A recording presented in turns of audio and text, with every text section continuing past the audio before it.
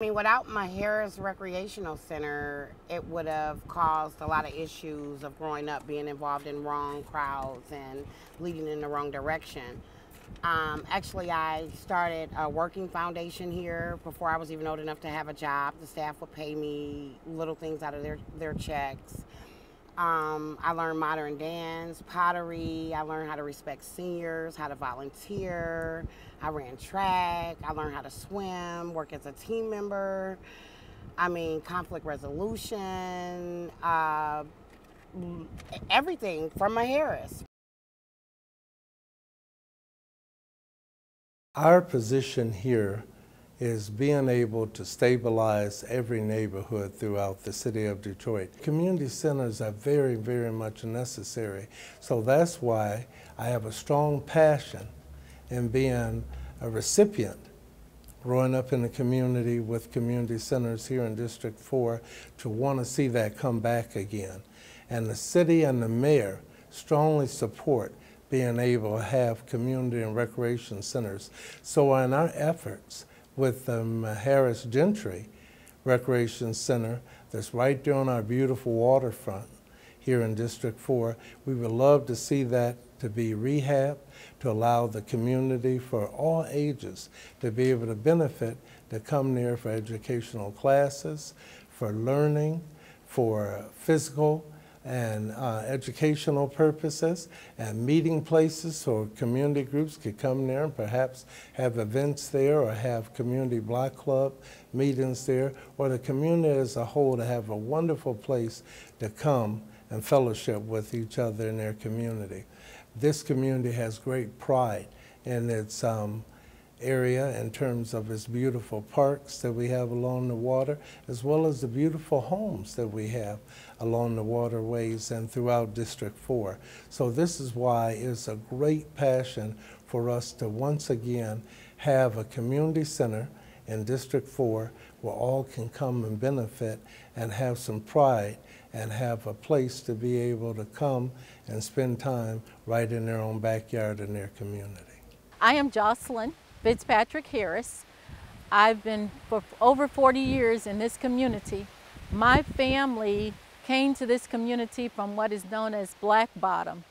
When we came in the 70s, it was a vibrant community with every house occupied, every storefront occupied. This center, Maheras Gentry Recreation Center, was open. We didn't have closed facilities. But the fact is that over time things have changed. Maheras Gentry Recreation Center is an institution that was closed for so long. And the biggest challenge is that it was closed because of the budget, because of finances. And so things have not changed. Resources are still kind of slim in our city for recreation. And so it's been quite a challenge to come up with great consultants and planners and funders and all of that to get this facility reopened. We're a community that's made up of lots of seniors such as myself, and many of us have grandchildren.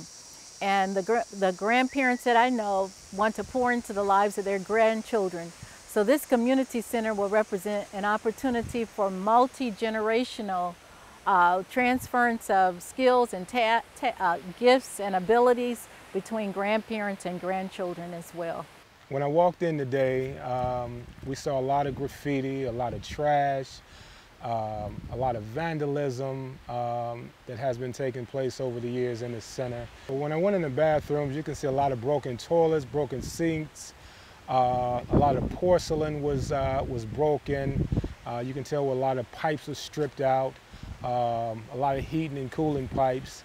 In past, this park has given people in this community a lot of hope.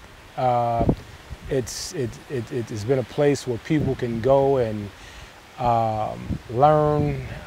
Kids can come and stay off of the streets.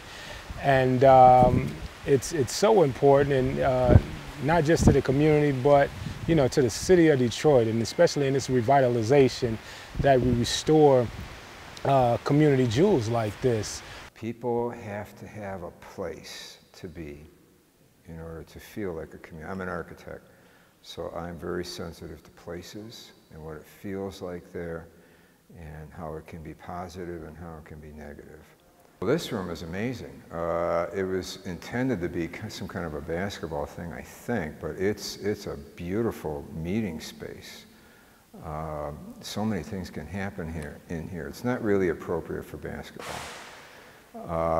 But I see this as a place where the community meets, where someone can have a party, where you can have a bingo night, anything that, that draws people to this place as a group. All of the changing rooms and everything were originally designed top quality. There's marble in there, marble partitions, they're still there.